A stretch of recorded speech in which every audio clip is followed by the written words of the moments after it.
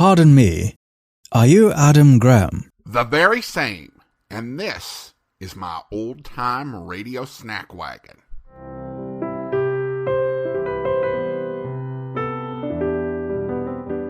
Welcome to the Old-Time Radio Snack Wagon, where we serve up a bite-sized portion of old-time radio. And now, here's your Snack Wagon host, Adam Graham. Welcome to the Old-Time Radio Snack Wagon. This week, we're serving up mystery. If you're like me and you grew up in the late 80s and early 90s, you might remember a series called Unsolved Mysteries, hosted by the legendary Robert Stack, and featuring many stories of the unknown and unexplained. In recent years, Netflix has commissioned a revival of the series, but what most people don't know is that there was actually an Unsolved Mysteries radio series that riveted Americans 5 decades before the first television season aired. While I don't think it was in any way an inspiration for the TV series, the radio series, at least the version of it that we're playing today, definitely has a similar focus. The series originated from station WLW in Cincinnati. Now, Cincinnati is not typically a city that we associate with the golden age of radio, but perhaps we should. And I'll explain why, and also talk about the origins and background of Unsolved Mysteries after we get through with today's episode. Today we'll be playing episode number 1 from the syndicated run of Unsolved Mysteries that was released back in 1936. For their first episode, they chose a big one. Here now is The Borden Mystery.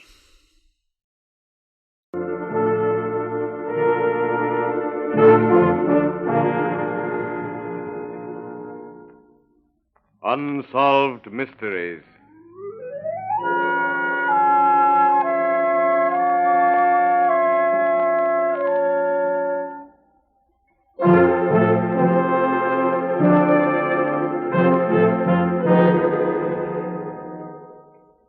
The Borden case is undoubtedly without parallel in the criminal annals of America. It is perhaps the most puzzling murder which has occurred anywhere in the whole world. The perpetrator of this double murder was saved from the gallows by a most extraordinary chain of circumstances. Circumstances which perhaps would not recur in 1,000 years.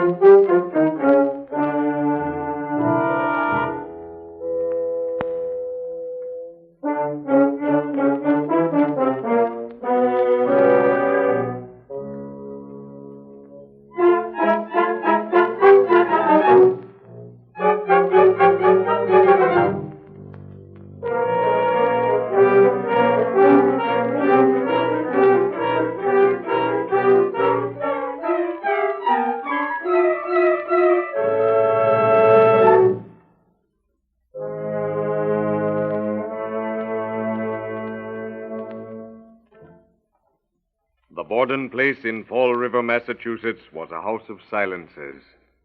A house of moody, brooding silences brought about by pent-up hatreds, petty jealousies, niggardly dealings in money matters, and 2 daughters who hated their stepmother.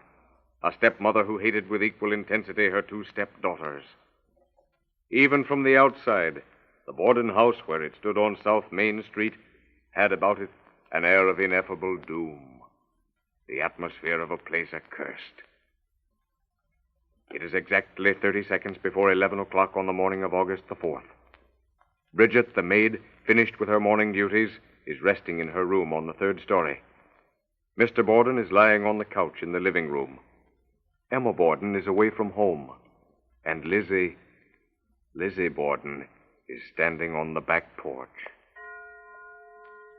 Bridget, Come here. What's the matter, Miss Lizzie? Come down quick. Father's dead. Somebody came in and killed him. Don't go in, Bridget. Don't go in. Get a doctor. Run across the street and get Dr. Bowen. Is there anything wrong, Lizzie? Oh, Mrs. Churchill, someone has killed Father. Please, please come over. I'll be over right away. The doctor isn't home. I left word for him to come. Miss Lizzie, where were you when this happened? I was out in the yard. I heard a groan. The screen door was wide open. I came in. Lizzie, where is your father? In the living room. Where were you, Lizzie, when it happened? I went to the barn to get a piece of iron. Where is your mother? I don't know. She had a note to go see someone who was sick. It must have been in town, but I thought I heard her come in. I don't know but what she may have been killed, too. Father must have an enemy. What's all this, Lizzie? What's this I hear about your father? It's Dr. Bowen, and he has Officer Allen with him. Oh, Doctor, in the living room. All right. Now stand back. Come on, Doctor. No need to examine him to see whether or not he's dead. Get me a sheet, somebody. How long's he been dead, Doc? About 10 minutes. Still warm. Lizzie, Yes, Doctor. where were you when this happened? I was over at the barn. Where were you, Bridget? In my room, upstairs. Did you hear anything? No, Were you asleep? no. I've just been lying down for a few seconds. Now listen. Nobody could have killed this man the way he's been killed without making some noise. No signs of any weapon either, officer. Let me see your hands, Bridget. That's it. Turn around. Oh, nothing there. You, Miss Lizzie. Let me see your hands. Me? Yes, you. Whoever killed this man must have left some traces. And you were the only two people in the house. There's no signs of blood on Lizzie. Not even inside her bodice. I've looked. Bridget, you go upstairs and see if Mother's come in. Not alone, Miss Lizzie. I'm not going up those stairs alone. I'll go with you. Oh, Dr. Lizzie. Oh.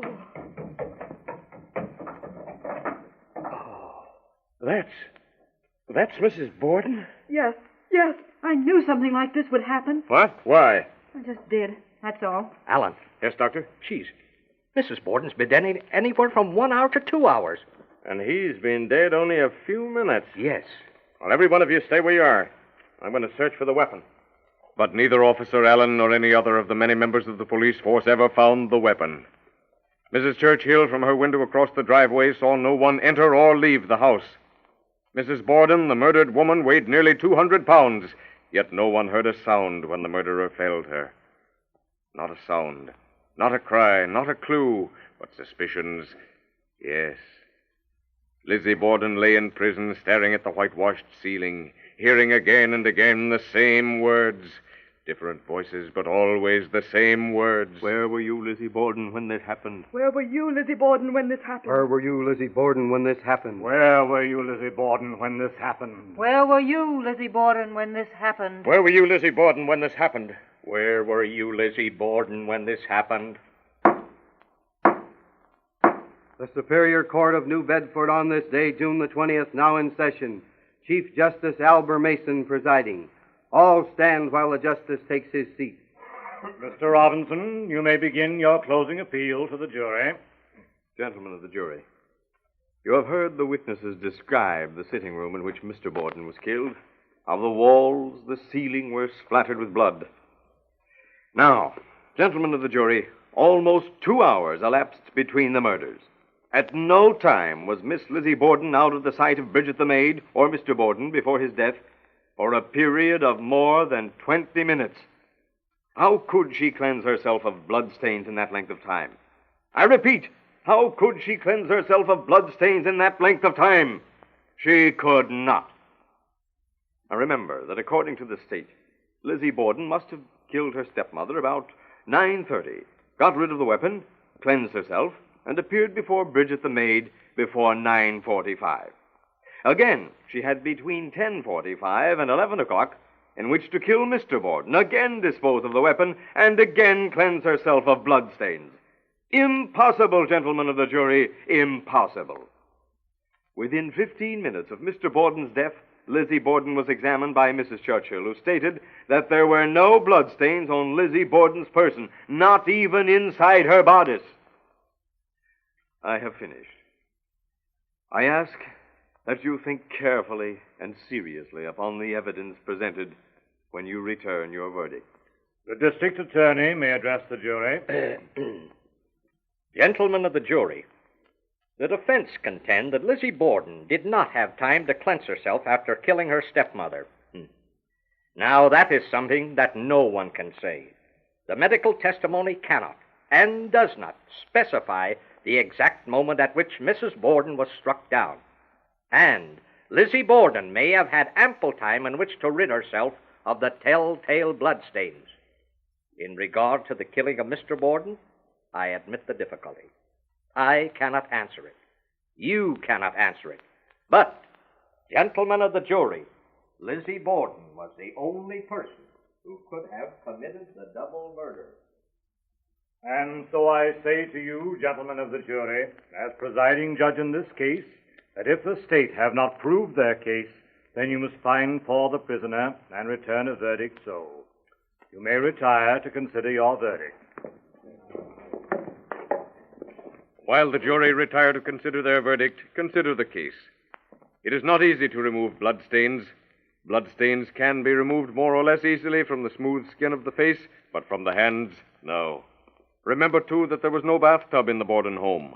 Do not lose sight of the fact that no weapon was found, no burned clothes were found, and the murderer must have been literally saturated with the victim's blood. Consider, too, that at any moment Bridget, the maid, or Mr. Borden could have walked upstairs and discovered the murderer killing Mrs. Borden. The jury have been out almost an hour. It is 4:30, and they file to their places in the jury box. Are the gentlemen of the jury agreed upon a verdict? We are, Your Honor. Lizzie Borden, stand up. Face the jury.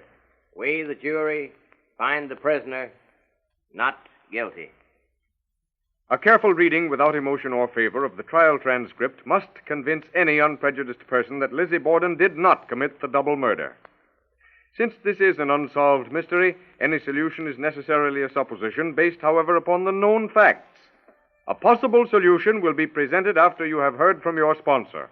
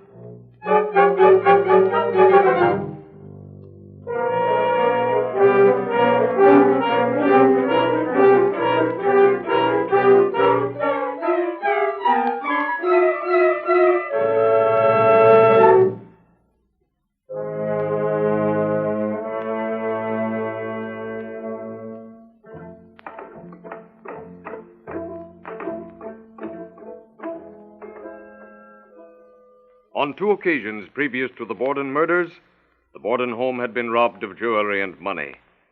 Stray tramps had probably perpetrated the robberies, and remember that these gentlemen of the highway leave secret markings on walls and houses informing their brothers of the road that these houses are easy to rob, or perhaps a mark that tells that the householder is kindly and that food will be forthcoming.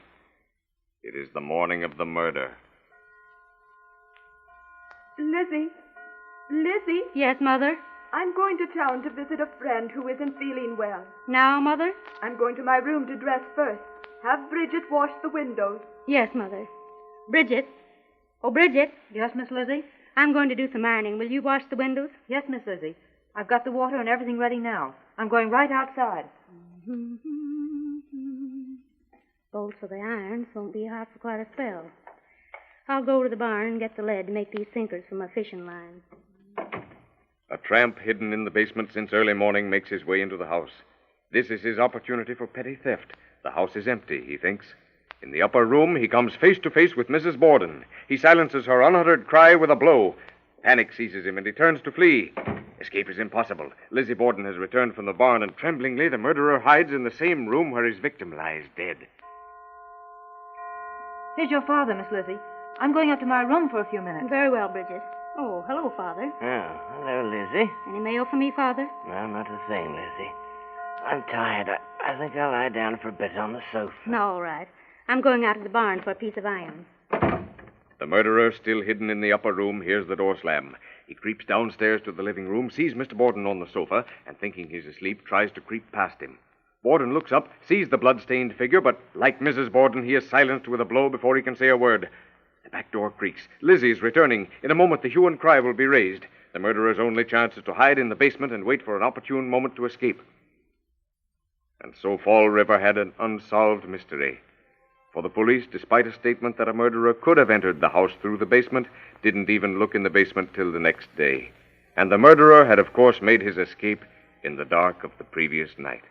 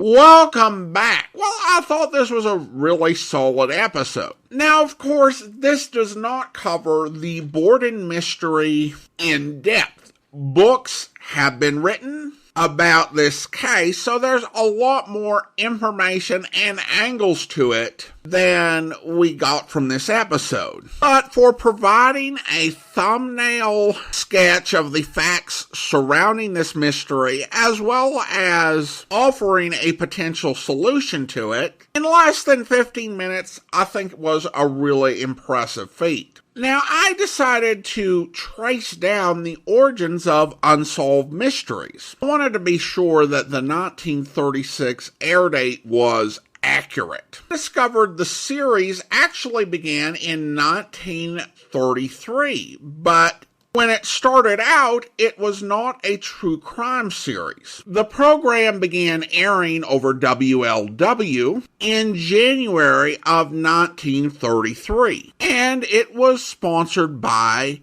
the Kentucky Radio Corporation, which made vacuum tubes for radios. The company was known for short as Kenrad, with a dash between Ken and Rad. The original Unsolved Mysteries, which was a detective program whose hero, Dr. Kenrad, no dash, would investigate a case. And the episode would go right up to the point of the climax of the investigation and then not reveal the solution. Listeners were then allowed to mail in what they thought the solution was. And the 10 whose solutions came closest to the correct solution won a set of radio tubes, which would be sent to the dealer of the winner's choice, along with a check for what the dealer would have gotten had he sold the tubes himself. And then the dealer would go ahead and install the tubes in the radio. So Kenrad built goodwill with listeners, and they also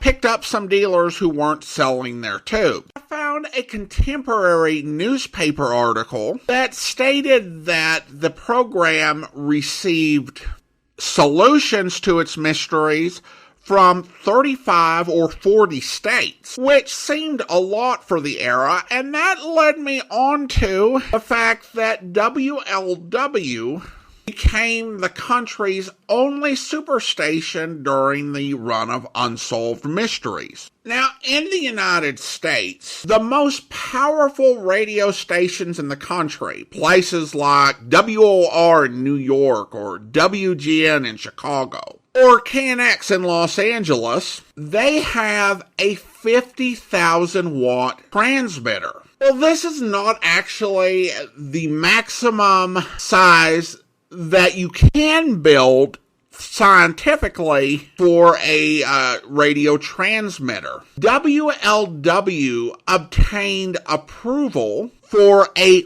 500,000 watt transmitter and became America's only superstation and became a major hub for launching the careers of stars like Red Skelton and Fats Walker. And it was during this period that WLW got involved in syndication. And also apparently during this period, the format of Unsolved Mysteries changed, although we can't say when that happened for sure. Stanley Payton played the first Dr. Kinrad, and he was later replaced by Jay Jostin, who would go on to star in Mr. District Attorney. Syndicated programs appear to be what was broadcast over WLW, but minus the references to the sponsor, thus why our narrator is unnamed. Local stations would find their own sponsors. For example, in South Carolina and Georgia,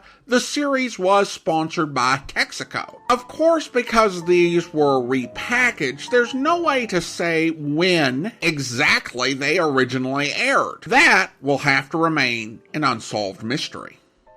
It's time for me to close up the old snack wagon, but don't worry, we'll be back with another serving of old-time radio goodness before you know it.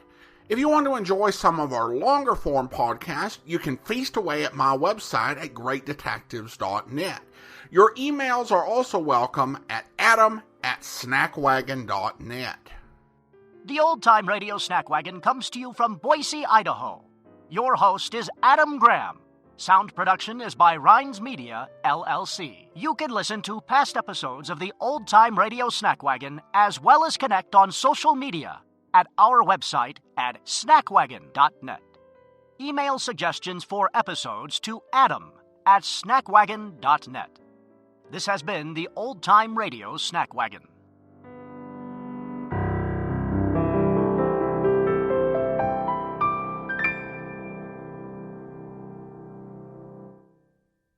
Until next time, goodbye.